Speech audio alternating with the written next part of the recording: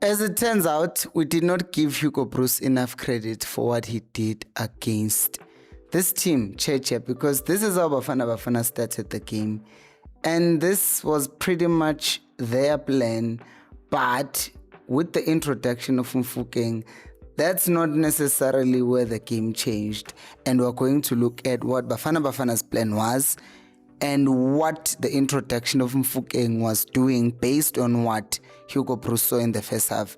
And even when Mfokeng came on, there was still a problem that he then tried to solve by introducing Makgopa and some changes in the structure. So let's look at all of that. And before we even continue the video, make sure to subscribe to the channel for more content like this. Right, so let's start with how Bafana were trying to play. So this was fundamentally the first problem that Bafana had, even in the first game. The gap was too big between the defenders, between the midfielders themselves. Before we talk about anyone else, it was this 4-3-3 that was kind of too much of a distance between the midfielders. So what you'd end up finding, like in a goal, how Bafana considered the goal, is that you have Williams playing the ball to Mbogazi, who then plays the ball further forward. Now you will see that there was one midfielder ready to collect, which means the other two midfielders in Adams and Mbata are already far ahead. Now, when the ball is lost here, do you see how big of gaps are there between Bafana players? So when the Chechians get the ball, there is that gap. There is those 5 Bafana players who have committed forward. Now, by quickly launching this throw in, you have Modiba who has stepped up. You have Mokoena who's now stepped up. By the way, he was the deepest of the 3, but he's also stepped up, which means now there's an even bigger gap. And as a result, Bafana are now in this area where people want to blame Ocon. But if we're being honest, Mbogazi naye is covering wrong because he should be covering him here. Modiba comes here instead of going here. And then Nosela naye is supposed to be covering. Mokoena is now lacking as well. So it was just a lot of mistakes that happened and we conceded a goal. But all of that comes back to how we started playing from the back. And you look at the same thing again. Bafana, that's the gap between the midfielders. But look at what the plan was. The plan is, since you have the 3 midfielders, now it's the first one, there's going to be a Chechen player who's going to follow one of the midfielders. There's going to be another Chechen player there. And as a result, that's going to create this space right here, which now Bafana will look to exploit with the next pass. And indeed, over and over again, Bafana were trying to either find one of the wingers, or if not, one of the fullbacks rather, or the wingers, or here, or play the ball here. And every time, without a fail, it wasn't really working as much, except those few moments. Now, if you come here and look at Bafana now not just playing with a single pivot, those were many other examples. I didn't want to go through all of the examples because then the video is going to be too long. Here's now another example of when we start with a single pivot, 1-6, just that's, yeah, right? We have 1-6, which is Mokoena, but now we have Adams, could be Adams, it could be Mbata. One of them would drop, right? And in one of them dropping, you see what has happened. He's drawn this Chechen player to come with him, and that has done the same thing that it did in the first way where we had a single 6. It has created that space, and now Bafana will try to play the ball into that space. And here you see it again. Now Mbata, he drops, and as it drops, you can clearly see, if I remove this, you will see that Mbata here is pointing behind him because he knows that there is a space that's now been created. So now Williams is going to do it. He's going to kick the ball into that space, which introduced this other problem of, even though there was that space where Reynas could drop and play, his hold-up play is not really the greatest. In comes Relebohile Mfokeng. As he said himself, Broos said, go play between the defensive and midfield line. So he's going to now try and exploit the space between the defenders of Czechia and the midfielders of Czechia. Now, this is what is very important. As we're about to go through the next clip, we are not just looking at what Mfokeng did, but how the structure also changed because now we introduced a natural 10, right? Now, let's look. So the very first thing that you'll see with Mfokeng now is that these are the defenders of Checha. 1, 2, 3, 4, right? And then these are the midfielders. 1, 2, 3. And where is Rele? Right there between the lines, right there between the defensive and the midfield line. Because as you saw in that last example, what would happen is that Bafana would play the ball into that space, but Rangers would get the ball, and then there wouldn't be anyone to play the second ball, which is now why Mfokeng is put in that area, so that if Rangers gets the ball, Mfokeng is there for second balls. And then we see this thing here. Mfokeng is there between the lines, ready to receive the ball. And he ran into a slight problem because, of course, everyone knows Mfokeng is who's going to play against Bafana. So he was man-marked. That's why I had initially said that he looked a bit scared, because I thought he wasn't dropping enough to collect the ball. But even if and when he tried to do that, he was followed everywhere. And every time he was trying to get to the ball, they would be with him. Unless there were these moments where the ball is played to him and he quickly plays this one too, which is another solution that we'll talk about towards the end of the video. But you will see that Mfokeng had this major problem of wherever he was being tracked, which once again kind of limited what he could do in a game, because they realized that he was a danger man. So wherever and whenever he dropped, whether he drops centrally, whether he goes backwards, they are there with him and they are limiting him to play. And they just did not want him to play in any way, shape or form.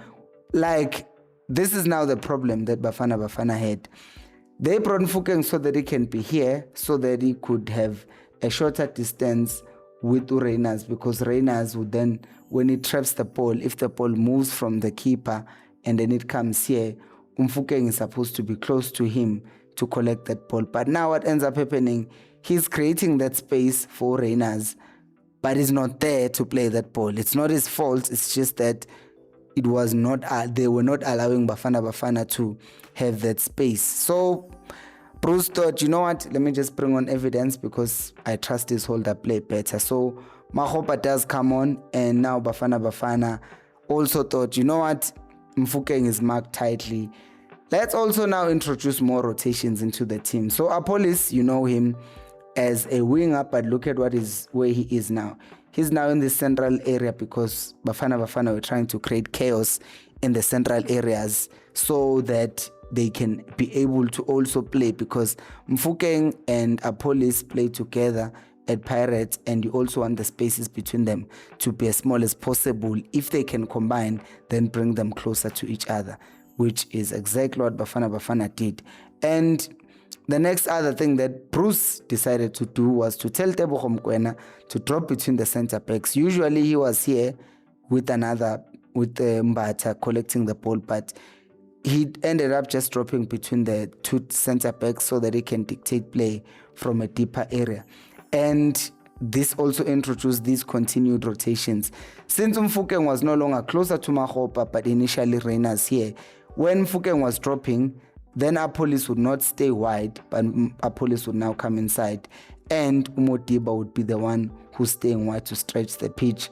And in that way, we still have width that's coming from Postman, and we still have someone who's going to be between the lines, which in this case was Apolis, since Mfokeng was tightly marked.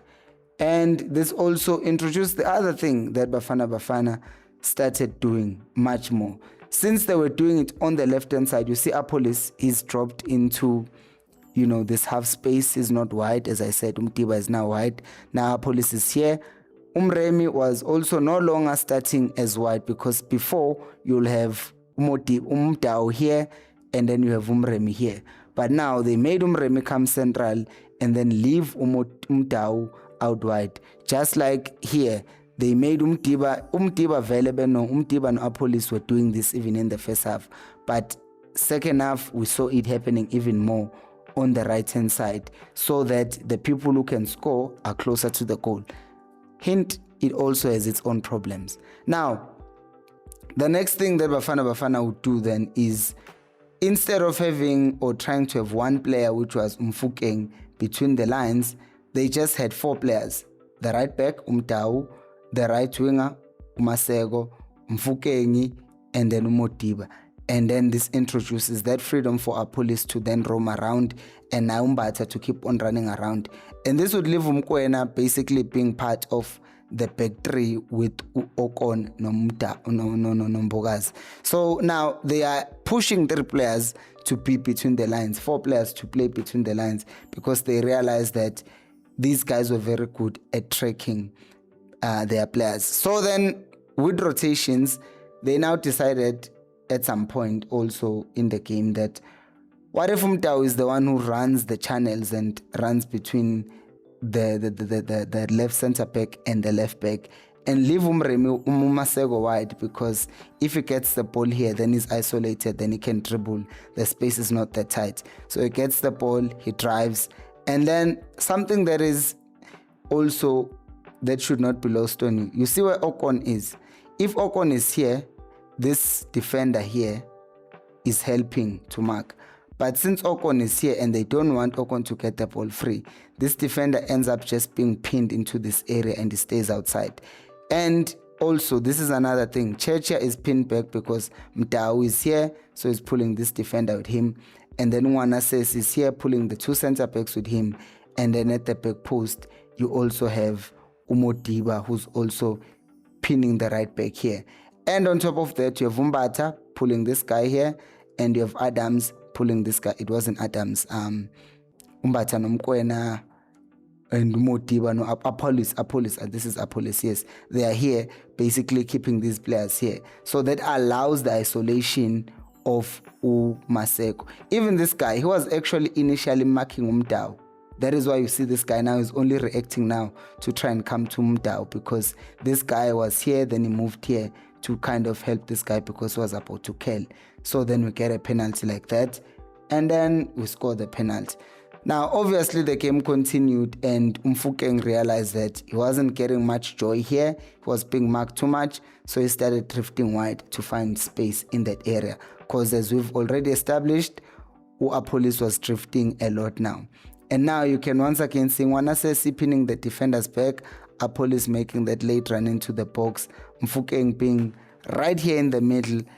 Now there's just a lot of chaos which is created on purpose by Bafana, because now with these guys pinning the defense back, pushing them back, what that does now, it does exactly what Mfukeng came for, so that if the ball is played, like here, it's about to be played into this area, when it comes back, Mfukeng is the first player who's facing towards the goal who can now attack the space or do something with it. And lo and behold, he ends up taking a shot, but the save is forced and Checha defend. Now, what this tells us about the game is that although Bafana were not like free scoring in that game, we saw Bruce Uguti, he's capable of making changes within the game and making things happen, because I think that we criticized him in the first game for being horrible, which rightfully so, he was horrible. But in this game, he did a lot, and I would hate to just Mfukeng came in and he made a difference. Mahoba came in, he made a difference. Sebelebele came in and made a difference. And the credit to that I can give to the players, but also the fact that Bruce was able to read the game. I give him credit for that. Like, I don't want to lie, because when I rewatched the game, I realized, oh, even the whole thing of having Umbata and Nomkwena be the 2 6s, it meant now we're drawing Checha even closer, which created space for Mfukeng, but then it was man-marked. And then when we realized that it was man-marked, we had to introduce more rotation, more movements of the ball, which then caused chaos in Checha, and that's how we ended up creating more chances. So going to the next game, I just hope we work on how we move Korea around, because I think being rigid was kind of our big problem even in that second half, and if we can solve that, then we might just win that game against South Korea. But what did you think of the game? Let me know in the comment section below. Subscribe to the channel if you haven't, and I'll see you on the next one.